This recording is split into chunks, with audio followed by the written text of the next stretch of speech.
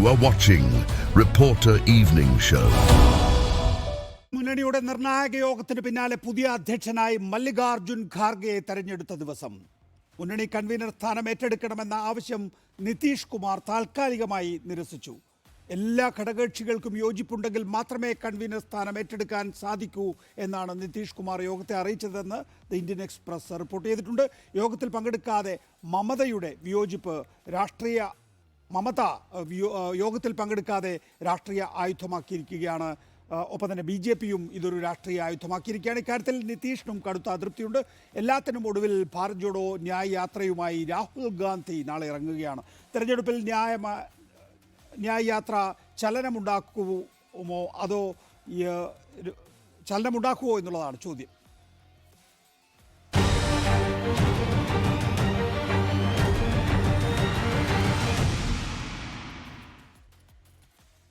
N Sreekumar മാധ്യമപ്രവർത്തകൻ, doctor Sebastian Paul ഇടതു സഹയാത്രികൻ, സന്തോഷ് പാലോട് BJP, KJ ജേക്കബ് മുതിർന്ന മാധ്യമപ്രവർത്തകൻ എന്നിവരാണ് നമ്മോടൊപ്പം ഉള്ളത്.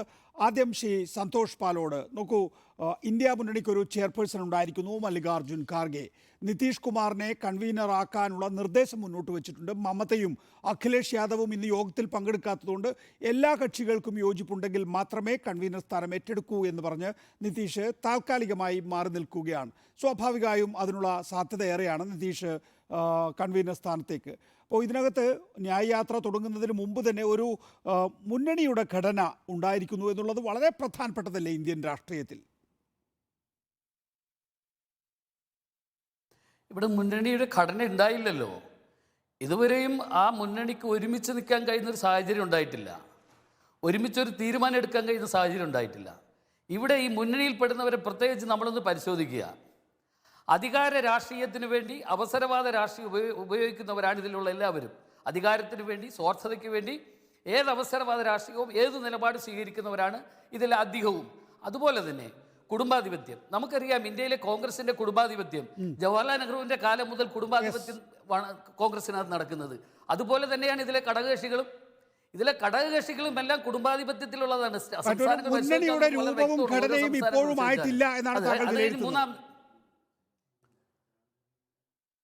അതെ, പലയിടങ്ങളിലും മഹാരാഷ്ട്രയിലും മറ്റുമൊക്കെയും സീറ്റ് വിഭജന ചർച്ച തുടങ്ങിക്കഴിഞ്ഞിരിക്കുന്നു. അതിന്റെ തർക്കവുമായിരിക്കുന്നു. സാധാരണഗതിയിൽ സീറ്റുകൾ സംബന്ധിച്ച് ഉള്ള സ്വാഭാവിക തർക്കമല്ലാതെ അതിനപ്പുറത്തേക്ക് വേറെ എന്താണ് ഇതിൽ കാണാനാകുന്നത്? അല്ല നിതീഷ്, ഞാൻ വളരെ വ്യക്തമായി പറഞ്ഞോട്ടെ, ഇതിൽ ഈ മുന്നണിയിൽ പെടുന്നവർ അഴിമതി ആരോപണത്തിന്റെ പേരിൽ ജയിൽവാസം അനുഭവിച്ചവരും ഇപ്പോഴും അഴിമതി ആരോപണങ്ങൾ നേരിട്ടുകൊണ്ടിരിക്കുന്നവരുമാണ്. അപ്പൊ കുടുംബാധിപത്യമാണോ അവസര രാഷ്ട്രീയമാണോ നിങ്ങളുടെ മുന്നണിയിലെ ആൾക്കാർ? അല്ല, ഞാൻ ചോദിക്കട്ടെ, ഈ മുന്നണിയെ ഒരുമിച്ച് നിർത്തുവാൻ കോൺഗ്രസിന് കഴിയുന്നില്ല. കാര്യം കോൺഗ്രസിന്റെ നേതൃത്വം തന്നെ ശരിയായ ദിശയിലല്ല പോകുന്നത്. കോൺഗ്രസിന്റെ നേതൃത്വം ശരിയായ ദിശയിൽ പോകാത്തത് കൊണ്ട് തന്നെയാണ് ഇതിന്റെ പ്രധാന വിഷയം. മാത്രമോ ഇതിലുള്ള അധികം നേതാക്കൾക്കും എന്താകണം, പ്രധാനമന്ത്രിയാകണം. ഇവിടെ ഇന്ത്യ സംരക്ഷിക്കുന്നതിന് വേണ്ടിയോ ഇന്ത്യയുടെ വികസനത്തിന് വേണ്ടിയോ ഇന്ത്യയുടെ സെക്കുലർ ഡെമോക്രസിക്ക് വേണ്ടിയോ ഒന്നുമല്ല. ഇവിടെ അധികാര രാഷ്ട്രീയത്തിന് വേണ്ടിയിട്ടാണ് ഈ കൂട്ടുകെട്ട്. നോക്കൂ, ഈ ഇന്ത്യ മുന്നണിയുടെ ചെയർപേഴ്സൺ മാത്രമാണ് ആയിട്ടുള്ളത്. ഇനിയിപ്പോൾ കൺവീനറിന്റെ കാര്യത്തിൽ രണ്ട് പ്രധാനപ്പെട്ട കാര്യങ്ങൾ ഇന്നത്തെ യോഗത്തിൽ തന്നെ മുഴച്ചു നിൽക്കുന്നു. ഒന്ന്, മമത അതൃപ്തി പ്രകടിപ്പിക്കുന്നു. നിതീഷ് കുമാറും മമതയും തമ്മിൽ ഒരു ഗ്രഡ്ജ് രൂപപ്പെട്ടിട്ടുണ്ട് എന്നുള്ളത് കഴിഞ്ഞ മീറ്റിങ്ങിലെയും ഈ മീറ്റിങ്ങിലെയും ഔട്ട്കമാണ്.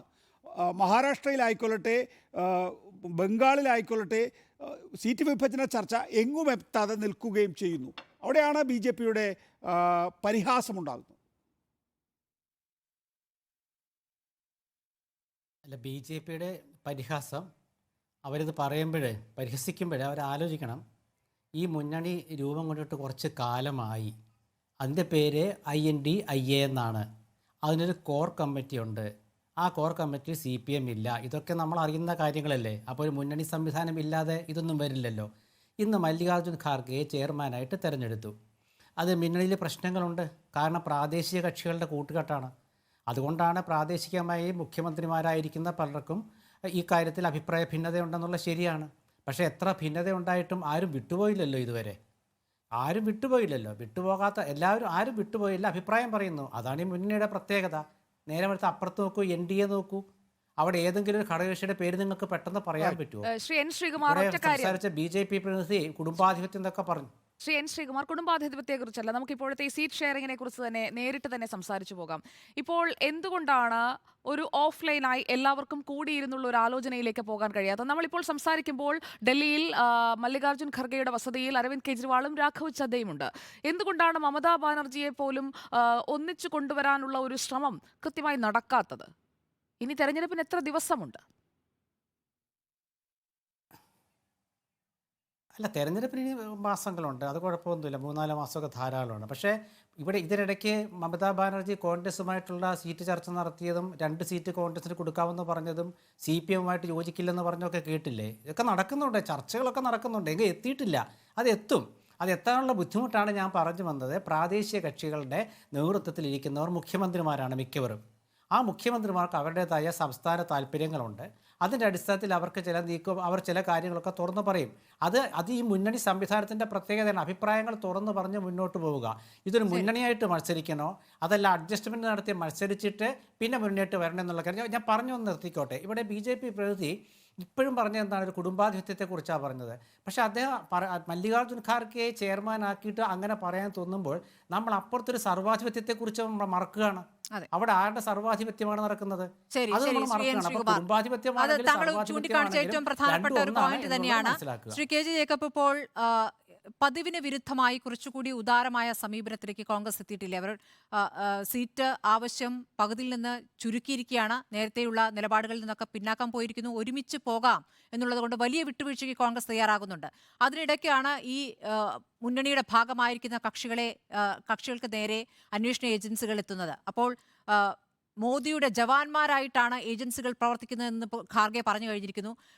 ED ഇപ്പോൾ 4ാം തവണയും സമൻസ് അയച്ചിരിക്കുകയാണ് ഡൽഹി മുഖ്യമന്ത്രിക്ക് എന്നുള്ള കാര്യം നമുക്കറിയാം. അപ്പോൾ ഈ രൂപത്തിൽ ഒരു വശത്ത് ഇങ്ങനെയുള്ള കാര്യങ്ങൾ നടക്കുന്നു, അപ്പുറത്ത് വിട്ടുവീഴ്ചയ്ക്ക് കോൺഗ്രസ് തയ്യാറാവുകയും ചെയ്യുന്നു. ഒരുമിച്ച് നിൽക്കേണ്ട സമയമാണ് ഇത് എന്നൊരു ബോധ്യത്തിലേക്ക് മുന്നണിയിലെ എല്ലാ പാർട്ടികൾക്കും എത്താൻ ഇതുവരെ കഴിഞ്ഞിട്ടില്ലേ ശ്രീ KJ ജേക്കബ്? ഇതിൻ്റെ അകത്ത് BJP പ്രതിനിധി പറഞ്ഞ ഒരു കാര്യത്തോട് എനിക്ക് പരിപൂർണ്ണ യോജിപ്പാണ്. അധികാരം കിട്ടാൻ വേണ്ടി തന്നെയാണ് ഈ മുന്നണി ഉണ്ടാക്കിയിരിക്കുന്നത്. ആ കാര്യത്തിൽ യാതൊരു തർക്കവും വേണ്ട. അതിലെ ഒരു പ്രധാനപ്പെട്ട കാര്യം ഇപ്പം സ്മൃതി ചൂണ്ടിക്കാട്ടിയതുമാണ്. കാരണം ഈ മനുഷ്യരെല്ലാം, അതായത് ഇപ്പോൾ സ്റ്റാലിൻ ആയാലും ശരി, RJDയുടെ നേതാവ് പിന്നെ തേജസ്വി യാദവ് ആയാലും ശരി, ആം ആദ്മി പാർട്ടിയുടെ അരവിന്ദ് കെജ്രിവാൾ ആയാലും ശരി, ഈ മനുഷ്യരൊക്കെ എപ്പോഴാണ് ED അറസ്റ്റ് ചെയ്തുകൊണ്ട് പോകുന്നതെന്ന് അറിയത്തില്ലാത്ത ആളുകളാണ്. കേസ് എന്താണെന്നും ആർക്കും അറിയത്തില്ല. ഇപ്പം ഡൽഹി ഉപമുഖ്യമന്ത്രി അറസ്റ്റ് ചെയ്തിട്ട് ഏകദേശം ഇപ്പോൾ 1 വർഷമായി.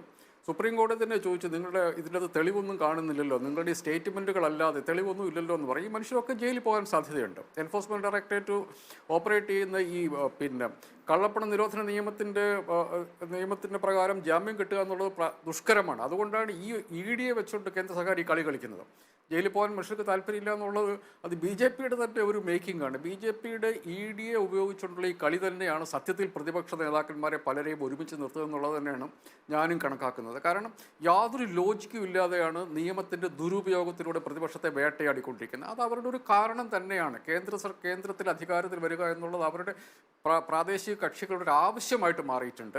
കോൺഗ്രസിനെ സംബന്ധിച്ചിടത്തോളം ഞാൻ കാണുന്നത് മല്ലികാർജ്ജുൻ ഖാർഗെയുടെ അധ്യക്ഷ സ്ഥാനം എന്നുള്ളത് ഇതിൻ്റെ ഒരു വലിയ ഗ്ലൂ ആയിട്ട് പ്രവർത്തിക്കുന്നുണ്ട്. അദ്ദേഹത്തിന് വളരെ നീണ്ട രാഷ്ട്രീയ ചരിത്രമുള്ളത് കൊണ്ട് അദ്ദേഹത്തിന് കാര്യങ്ങൾ കുറച്ചുകൂടെ മനസ്സിലാവുന്നുണ്ട്.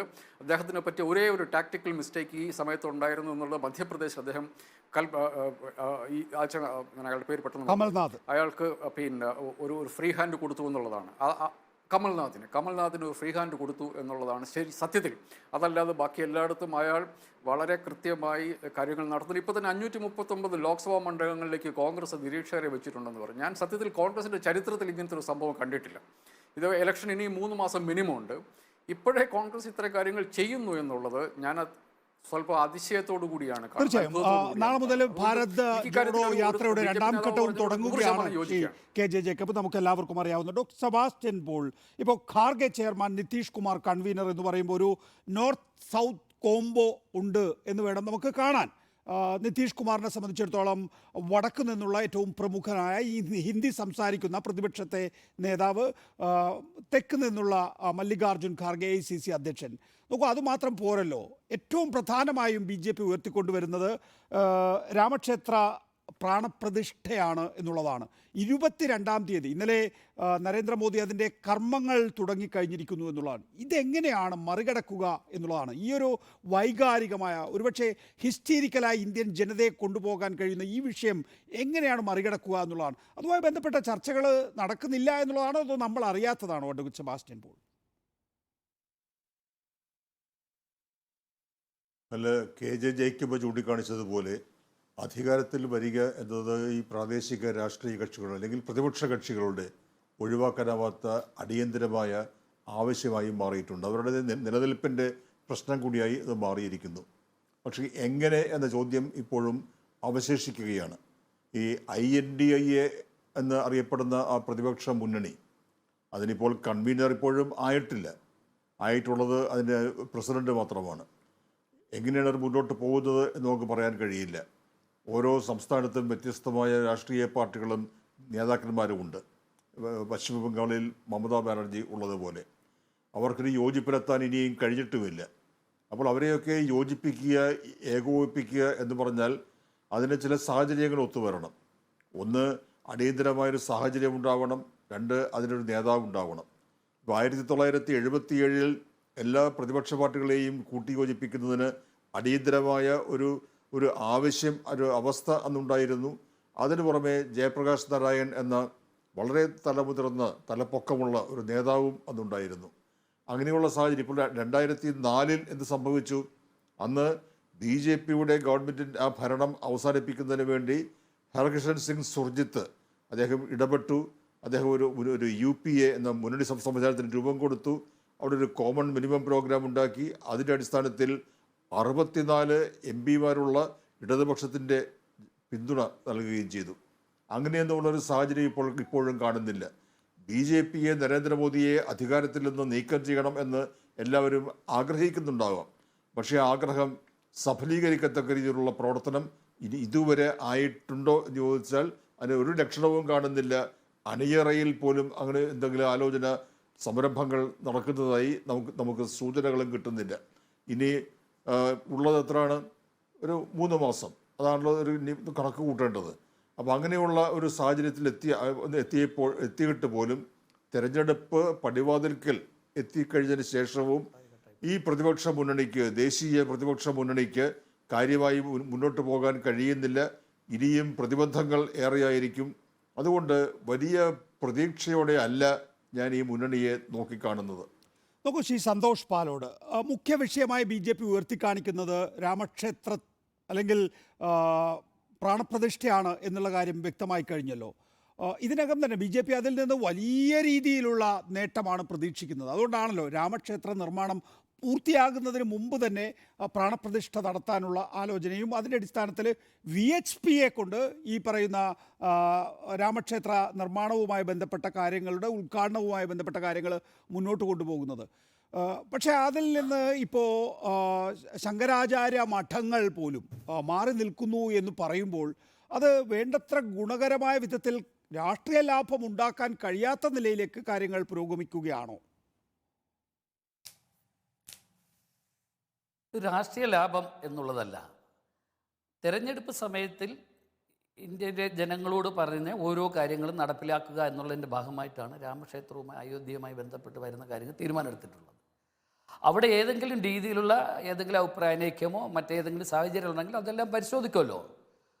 ഇതൊരു എന്താ പറയുക, രാമരാജ്യം എന്ന് പറയുന്നതും രാമൻ എന്ന് പറഞ്ഞാൽ ഇന്ന് കോൺഗ്രസ്സുകാർക്ക് അറിയാമോ എന്ന് എനിക്കറിയില്ല. പക്ഷേ ഗാന്ധിജി പറഞ്ഞ രാമനാണ്. ആ രാമൻ്റെ അയോധ്യയുമായി ബന്ധപ്പെട്ട് വരുന്ന വിഷയത്തിൽ നിന്നും കോൺഗ്രസ് ഒളിച്ചോടുന്നതിൻ്റെ കാരണം എന്താ? നമ്മൾ ഒരു കാര്യം മനസ്സിലാക്കണ്ടേ. ബാബറി മസ്ജിദുമായി ബന്ധപ്പെട്ട് വന്നപ്പോൾ കോൺഗ്രസ് അന്നെടുത്ത നിലപാടെന്താ? ഒരു സ്ഥലത്ത് ഭൂരിപക്ഷ വർഗീയതയെ താലോലിക്കും, മറ്റൊരു സ്ഥലത്ത് ന്യൂനപക്ഷ വർഗീയതയെ താലോലിക്കും. ഇതല്ലേ കണ്ടുകൊണ്ടിരിക്കുന്നത്? ഇന്നും സംഭവിച്ചതല്ലേ? ഇന്നും ഞാൻ ശ്രീ സന്തോഷ് പാലോട്, ഹേറാം എന്ന വിളി എപ്പോഴായിരുന്നു?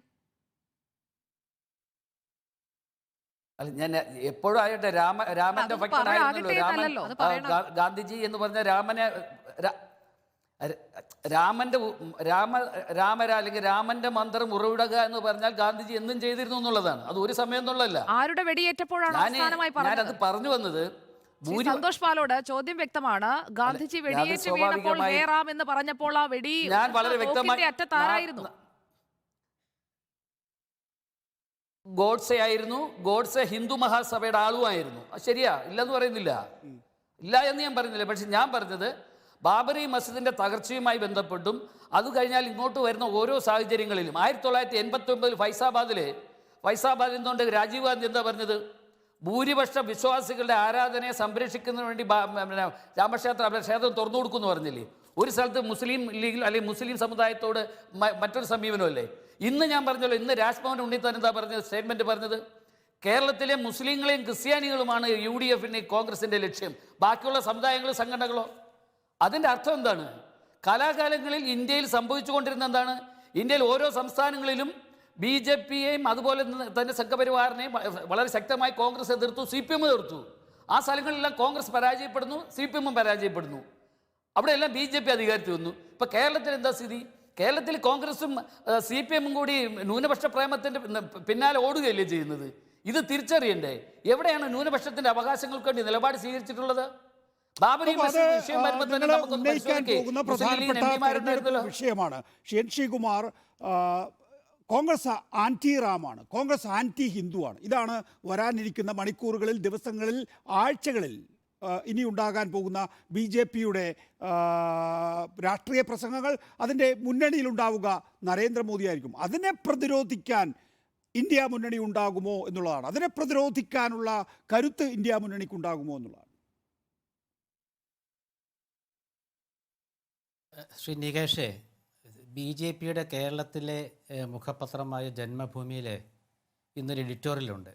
അത് തുടങ്ങുന്നത് സോണിയ കോൺഗ്രസ് ആ ക്ഷേത്ര ചടങ്ങിൽ പങ്കെടുക്കാൻ പോകുന്നില്ല എന്നുള്ളതാണ്.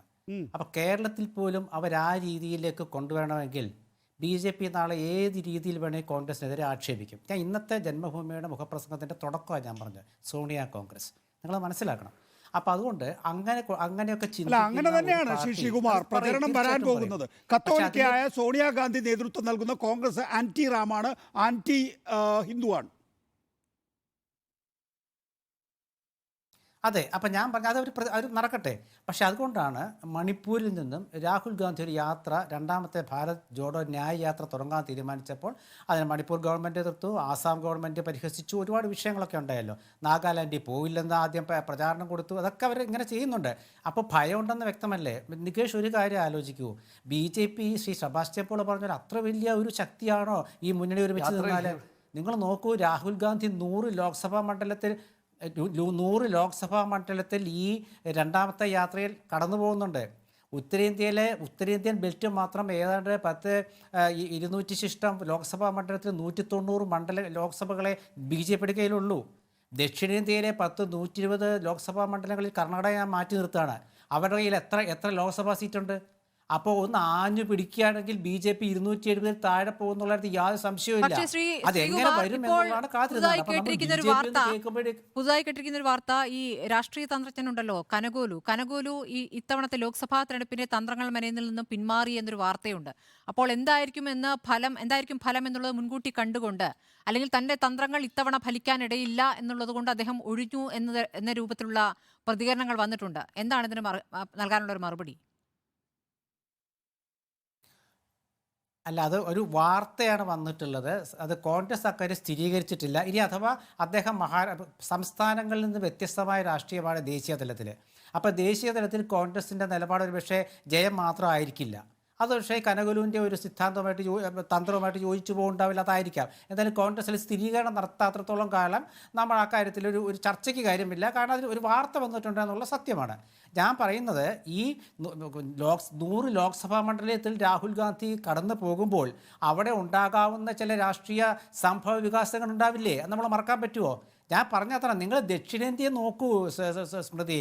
ദക്ഷിണേന്ത്യയിലെ കർണാടക മാറ്റി നിർത്തിക്കഴിഞ്ഞാൽ ബാക്കി സ്റ്റേറ്റുകളിൽ BJP ഒരു കക്ഷിയാണോ? അവിടെ പ്രാദേശിക കക്ഷികളും കോൺഗ്രസും തമ്മിലല്ലേ മത്സരങ്ങൾ? BJP ആണോ? അല്ലല്ലോ. നമ്മൾ കണ്ടതല്ലേ, ആന്ധ്രയിലും തെലങ്കാനയിലും തമിഴ്നാട്ടിലും കണ്ടതല്ലേ. കേരളത്തിൽ BJP ശക്തിയാണോ?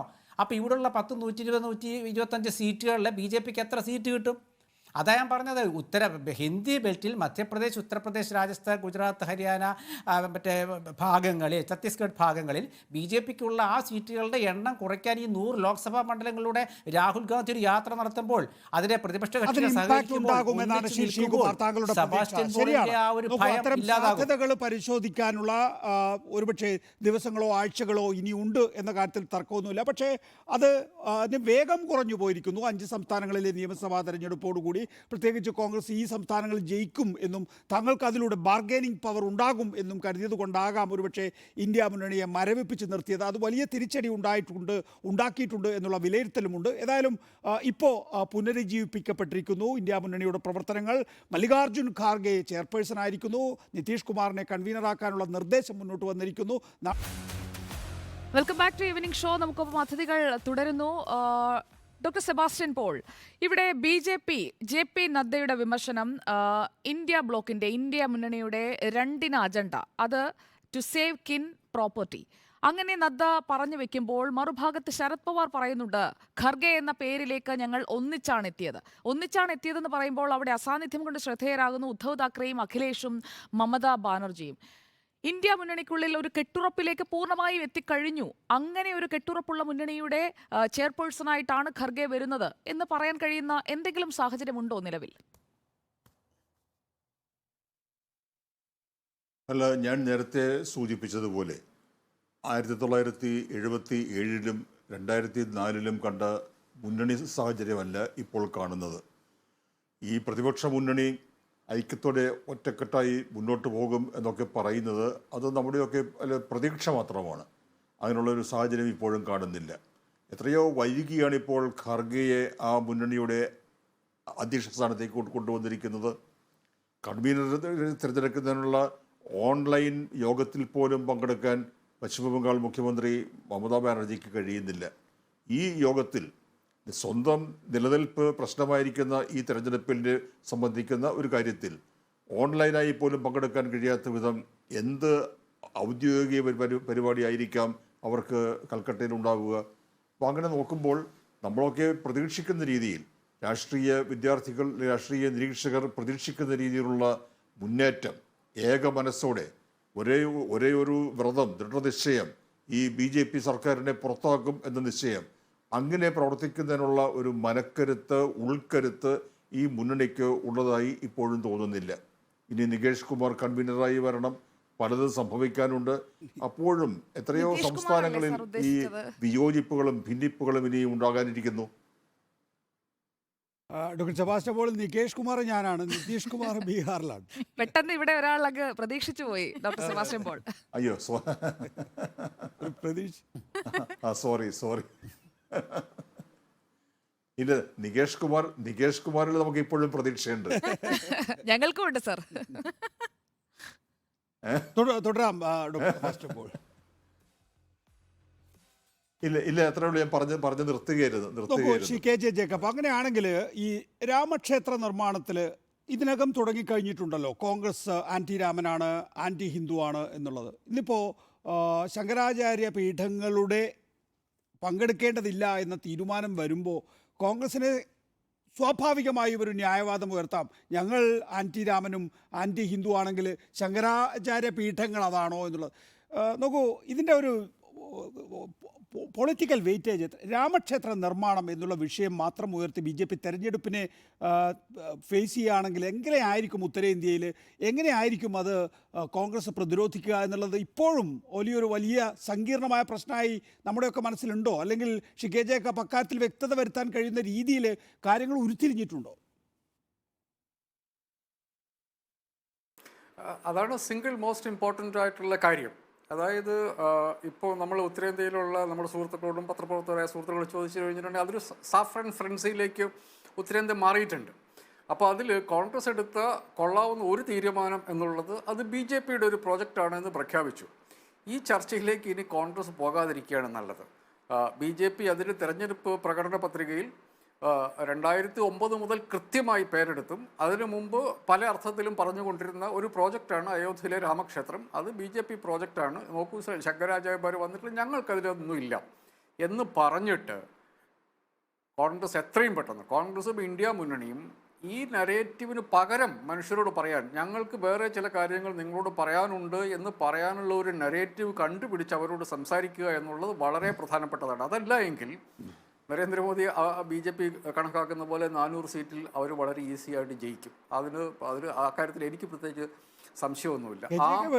മറികടക്കാൻ പാകത്തിൽ അതാണ് നേരത്തെ ഇവിടെ ശ്രീ ശ്രീകുമാർ ചൂണ്ടിക്കാണിച്ചതുപോലെ തന്നെ BJPയുടെ സ്വാധീന മേഖലകളിൽ ലഭ്യമാകുന്നതിൽ ഏതാണ്ട് 95% സീറ്റുകൾ അവർ നേടിക്കഴിഞ്ഞിരിക്കുന്നു. ഇപ്പോൾ കേരള അടക്കമുള്ള നിരവധി സംസ്ഥാനങ്ങൾ, നേരത്തെ ശ്രീകുമാർ ചൂണ്ടിക്കാണിച്ച സംസ്ഥാനങ്ങളുടെ പേരൊന്നും ഞാൻ പോകുന്നില്ല, അത്രയും സംസ്ഥാനങ്ങളിൽ BJP ഒരു ഒന്നാമത്തെയോ രണ്ടാമത്തെയോ കക്ഷിയല്ല. പിന്നെ എങ്ങനെയാണ് ഈ നിലവിലുള്ള 2019 303 നിന്ന് മുന്നോട്ട് പോവുക?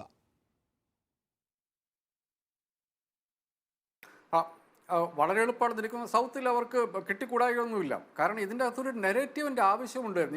ഒരു രാജ്യം ഭരിക്കാൻ വേണ്ടി പോകുന്ന ആളുകൾ എന്ന് പറയുമ്പോൾ ഇതിൻ്റെ കൂടെ ഈ രാമൻ്റെ കൂടെ വേറെയും ചില കഥാപാത്രങ്ങളുണ്ട് BJPക്ക് മുമ്പോട്ട് വെക്കാൻ. നരേന്ദ്രമോദി എന്ന് പറയുന്ന വലിയ കഥാപാത്രമുണ്ട്.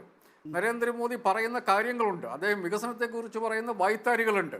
അതിൻ്റെ അപ്പുറത്തേക്ക് നിങ്ങൾക്ക് പറയാൻ, കോൺഗ്രസിനെ സംബന്ധിച്ചിടത്തോളം ഇന്ത്യ മുന്നണിയെ സംബന്ധിച്ച് പറയാൻ ഒരു കാര്യമുണ്ടാവുക പ്രധാനമാണ്. പ്രധാനപ്പെട്ട കാര്യം മോദി ഗ്യാരണ്ടിക്ക് പകരം വെക്കാൻ എന്താണ് മുദ്രാവാക്യം എന്നുള്ളത് പ്രധാനമാണ്. ശ്രീകുമാർ, ഇപ്പോൾ എന്താണെന്നുള്ള കഴിഞ്ഞ 10 വർഷത്തെ ഒറ്റ കാര്യം, അതായത് കഴിഞ്ഞ 10 വർഷം അധികാരത്തിലിരുന്ന സർക്കാർ എന്താണ് ചെയ്തുകൊണ്ടിരുന്നത്, ഞങ്ങൾക്ക് എന്താണ് ചെയ്യാൻ ഞങ്ങൾ പ്ലാനിട്ടിരിക്കുന്നത് എന്ന് പറയുക എന്നുള്ളത് പരമപ്രധാനമായ കാര്യമാണ്.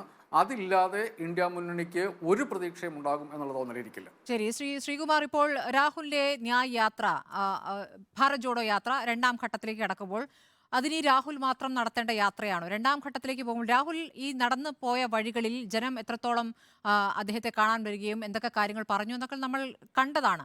അതിലപ്പുറം മുന്നണിയിലെ പ്രധാനപ്പെട്ട നേതാക്കൾ കൂടി അതിൻ്റെ ഭാഗമാവുകയും ഈ യാത്ര രാജ്യത്തുടനീളം മുന്നോട്ട് പോകുമ്പോൾ അവിടെ ഈ മുന്നണിയിലെ നേതാക്കൾ കൂടി വരികയും ചെയ്യുമ്പോൾ അതൊരു ശക്തി പ്രകടനവും എങ്ങനെയൊക്കെ സ്വാധീനിക്കാൻ പറ്റുന്നു എന്നതിൻ്റെ ഒരു ദൃശ്യം ജനങ്ങളിലേക്ക് എത്തുകയും ചെയ്യും.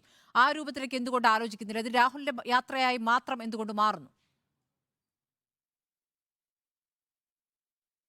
അല്ല ശ്രീമതി സ്മൃതി, ഇത് AICCയുടെ യാത്രയാണ്.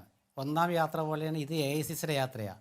രാഹുൽ ഗാന്ധി പദയാത്രയ്ക്ക് നേതൃത്വം കൊടുക്കുന്നു എന്നേ ഉള്ളൂ. കാരണം എന്ന് വെച്ചാൽ അദ്ദേഹം ചെറുപ്പമാണ്, അത് നമുക്ക് ആലോചിച്ചറിയാമല്ലോ. മാത്രമല്ല അദ്ദേഹമാണ് ഇത്തരത്തിലൊരു യാത്രയ്ക്ക് പറ്റിയ ആൾ എന്ന് കോൺഗ്രസ് തീരുമാനിച്ചാൽ അദ്ദേഹത്തെ തന്നെയാണ് ആ യാത്രയ്ക്ക് ക്യാപ്റ്റൻ ആക്കുക. ഇത് മുമ്പ് തീരുമാനിച്ചാണ്. കഴിഞ്ഞ തവണ നമ്മൾ കണ്ടതാണ് രാഷ്ട്രീയത്തിൽ നേരിട്ട് പങ്കെടുക്കാത്ത പ്രധാനപ്പെട്ട വ്യക്തിത്വങ്ങൾ ഏതൊക്കെ ഘട്ടങ്ങളിൽ ഈ യാത്രയോട് പങ്കുചേരുകയും യാത്രയുമായി ബന്ധപ്പെട്ട് പ്രതികരിക്കുകയും ഒക്കെ ചെയ്തു എന്നുള്ളത്. അപ്പോൾ ആ രൂപത്തിൽ വന്നുകൂടി എന്നുള്ളതാണ് എൻ്റെ ചോദ്യം. തീർച്ചയായിട്ടും അങ്ങനെയാണ്. ഈ ഇന്ത്യ മുന്നണിയിലുള്ള കക്ഷി നേതാക്കളെയും ഈ യാത്രയിൽ പങ്കെടുപ്പിക്കുന്നുണ്ട്. അതാത് സംസ്ഥാനങ്ങളുള്ളവരായിരിക്കാം. 10 or 14 സംസ്ഥാനങ്ങൾക്കൂടെ ഈ യാത്ര കടന്നു പോകുന്നു. അപ്പോൾ 2 മാസം കണ്ടേ ഉള്ളൂ. ഈ യാത്ര കടന്നു പോകുമ്പോൾ അവിടെ ഉയർത്തപ്പെടുന്ന മുദ്രാവാക്യങ്ങൾ എന്തായിരിക്കും? UPA ഗവൺമെൻറ്റിൻ്റെ ഫ്ലാഗ്ഷിപ്പ് പദ്ധതിയില്ലേ, ഭക്ഷ്യസുരക്ഷയുണ്ട്, വിവരാവകാശമുണ്ട്, തൊഴിലുറപ്പ് പദ്ധതിയുണ്ട്, ഒക്കെയുണ്ട്. BJPയുടെ ഫ്ലാഗ്ഷിപ്പ് പദ്ധതി ഏതാണ് സ്മൃതി പെട്ടെന്ന് നിങ്ങൾക്ക് പറയാൻ പറ്റുക?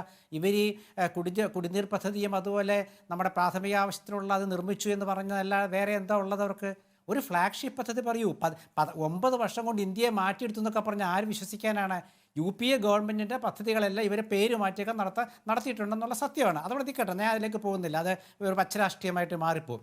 ഇവിടെ രാഹുൽ ഗാന്ധി പങ്കെടുക്കുമ്പോൾ ഈ നേരത്തെ നമ്മൾ ഇവർ അയോധ്യ വിഷയ അജണ്ടയെ കൊണ്ടുവന്നില്ലേ, അവർക്ക് ഇന്ന് പിന്നാക്കം പോകാൻ പറ്റുന്നില്ല. പിന്നാക്കം പോകാൻ പറ്റാത്തതുകൊണ്ട് അതായത് അവരുടെ പദ്ധതികൾ അവർക്ക് മുന്നോട്ട് വയ്ക്കാനും പറ്റുന്നില്ല. അപ്പോൾ എന്തായി? 4 ശങ്കരപീഠങ്ങൾ അവർക്കെതിരെ രംഗത്ത് വന്നപ്പോൾ അതൊരു പ്രതിമ അനാവരണമല്ല എന്നാണ് പുരി ശങ്കരാചാര്യ പറഞ്ഞത്. പ്രതിമ അനാവരണമല്ല, അത് പൂജ ചെയ്ത് വിഗ്രഹം സ്ഥാപിക്കലാണെന്നാണ് പറഞ്ഞത്. അപ്പോൾ അനാവരണമല്ല എന്ന് പറയുമ്പോൾ ശ്രീ നരേന്ദ്രമോദി അദ്ദേഹത്തിൻ്റെ തന്ത്രം മാറ്റി. അദ്ദേഹം ഇപ്പോൾ വ്രതം അനുഷ്ഠിക്കുകയാണ്. ഞാൻ പറഞ്ഞു ഇതൊക്കെ കഴിഞ്ഞിട്ട് അവിടെ വരുമ്പോഴും ശങ്കരാചാര്യന്മാരുടെ പ്രസ്താവനയുടെ നിൽക്കുകയല്ലേ. അവിടെ 15-ാം തീയതി കോൺഗ്രസ് പോവല്ലേ, യു പിയിലത്തെ കോൺഗ്രസ് സംഘം അവിടെ പോവല്ലേ. അതിനുശേഷം ഈ മറ്റേ പൂജ കഴിഞ്ഞ് നരേന്ദ്രമോദിയുടെ ചടങ്ങ് കഴിഞ്ഞാൽ അവിടേക്ക് കോൺഗ്രസ് സംഘം വരികയല്ലേ, പിന്നീട് രാഹുൽ ഗാന്ധിയുടെ യാത്ര വരികയല്ലേ. ഇതൊക്കെ മാറ്റിമറിക്കാൻ എത്ര സമയം വേണമെന്നാണ് പറയുന്നത്. അപ്പോൾ ഇവരീ പറയുന്ന പദ്ധതികൾ എവിടെ പോയി? ഇവിടെ മുമ്പിലുള്ള അജണ്ട എന്തുകൊണ്ടാണ് പെട്ടെന്ന് ഒരു പാളിപ്പോയത്? എന്തുകൊണ്ടാണ്? ഈ ശങ്കരപീഠങ്ങളിലെ ശങ്കരാചാര്യന്മാരാണ് പറയുന്നത്. അവരെക്കാൾ വലുതല്ലല്ലോ അവർ. കോൺഗ്രസ് പറയുന്നത് രാമനെ വിശ്വസിക്കൂ, നിങ്ങൾ മോദിയല്ല വിശ്വസിക്കണ്ടേ, രാമനെ വിശ്വസിക്കൂ. രാമനെ വിശ്വസിക്കണമെങ്കിൽ രാമന ക്ഷേത്രത്തിലുണ്ടാകും. വളരെ പ്രധാനപ്പെട്ട ഒരു സ്ട്രാറ്റജിയാണ്. ശ്രീ സന്തോഷ് പാലോട്, താങ്കളാണ് അതിന് മറുപടി പറയേണ്ടത്. നോക്കൂ, രാമനെ ആരാധിക്കുന്നതിൽ നിന്ന് കോൺഗ്രസ് വിട്ടുനിൽക്കുന്നില്ല, രാമക്ഷേത്ര നിർമ്മാണത്തിൽ നിന്ന് കോൺഗ്രസ് അകലം പാലിച്ചിട്ടില്ല. 15-ാം തീയതി UPCC രാമക്ഷേത്രത്തിലേക്ക് പോവുകയാണ്. AICC ഇതിനകം പ്രഖ്യാപിച്ചിട്ടുള്ളത് RSS BJP ഇവൻറ്റിൽ 22-ാം തീയതിത്തെ ഇവൻറ്റിൽ ഞങ്ങൾ പങ്കെടുക്കുന്നില്ല എന്നുള്ളതാണ്. ഹിമാചൽ മുഖ്യമന്ത്രി അടക്കം അവിടെ പോകാൻ താല്പര്യം പ്രകടിപ്പിച്ചു, സിദ്ധരാമയ്യ അടക്കമുള്ളവർ താല്പര്യം പ്രകടിപ്പിച്ചിട്ടുണ്ട്. അതുകൊണ്ട് ലോക്സഭാ തെരഞ്ഞെടുപ്പ് വരാനിരിക്കുന്ന ഘട്ടത്തിൽ ഒരുപക്ഷെ 22-ാം തീയതിത്തെ ഇവൻറ്റ് വലിയ നിലയിൽ കളർഫുള്ളാക്കാൻ BJPക്ക് കഴിയുമായിരിക്കും. അതിനുശേഷം കോൺഗ്രസ് നേതാക്കൾ ആ ഡാമേജ് പരിഹരിക്കാൻ പോവുകയാണ് എന്ന് വേണം ഈ സ്ട്രാറ്റജിയിൽ നിന്ന് മനസ്സിലാക്കാൻ. നികേഷ്, ഞാൻ പറയുന്നത് ഒന്ന് ശ്രദ്ധിക്കുക. 2-3 കാര്യങ്ങളുണ്ട്. ഒന്ന്, രാഹുൽ ഗാന്ധി പോയ സ്ഥലങ്ങളിൽ കോൺഗ്രസിൻ്റെ അവസ്ഥ എന്തായിരുന്നു എന്ന് നമ്മൾ കണ്ടു. 2, ഖാർഗെ എന്ന് പറയുന്നത് വെറും റബ്ബർ സ്റ്റാമ്പ് മാത്രമാണ്, അത് സീനിയർ നേതാവാണ്. ഇന്നും കോൺഗ്രസിനെ നയിക്കുന്നത് എന്ന് പറഞ്ഞാൽ സോണിയാഗാന്ധിയാണ്. പ്രധാനമായും സോണിയാഗാന്ധിയെയും രാഹുൽ ഗാന്ധിയെയും അതുപോലെ പ്രിയങ്ക ഗാന്ധിയുടെയും അഭിപ്രായങ്ങൾക്ക് വിരുദ്ധമായി ഒരു നിലപാട് സ്വീകരിക്കുവാനും ഇന്ത്യയിൽ ഒരു കോൺഗ്രസ്സുകാരനും കഴിയില്ല. അത് മറ്റൊന്ന്. ഇപ്പോൾ UPA ഗവൺമെൻറ് കാര്യം പറഞ്ഞു. റീറ്റെയിലായും ഹോൾസെയിലായും എത്ര ലക്ഷം കോടി രൂപയാണ് അഴിമതി നടത്തിയത് UPA ഗവൺമെൻറ്? ഞാൻ ചോദിക്കട്ടെ, ഈ ഇന്ത്യ മുന്നണിയിലുള്ള രാഷ്ട്രീയ പാർട്ടികൾ ഇന്ന് ഇപ്പോഴും ഇതിനു മുമ്പും ഓരോ സംസ്ഥാനങ്ങളിലും നടത്തിയ അഴിമതിയും അതുപോലെ മറ്റു കാര്യങ്ങളും ജയിൽവാസം എല്ലാം നമ്മൾ കണ്ടതാണ്. ഈ മുന്നണി ഒരു പക്ഷേ ചർച്ചയ്ക്ക് വരുമ്പോൾ തന്നെ ഉണ്ടാകാൻ പോകുന്നത് ഇപ്പോൾ മമത വരാത്തതും അതുപോലെ തന്നെ പലരും പങ്കെടുക്കാത്തതും ഒക്കെ എന്ന് പറഞ്ഞാൽ ഈ മുന്നണിയുടെ ഘടന ശരിയല്ല എന്നുള്ളതുകൊണ്ടാണ്. കാരണം ഇതിലുള്ള അധികം പേരും കൊള്ളക്കാരും അതുപോലെ അഴിമതിയും കൊള്ളക്കാരും ഒക്കെ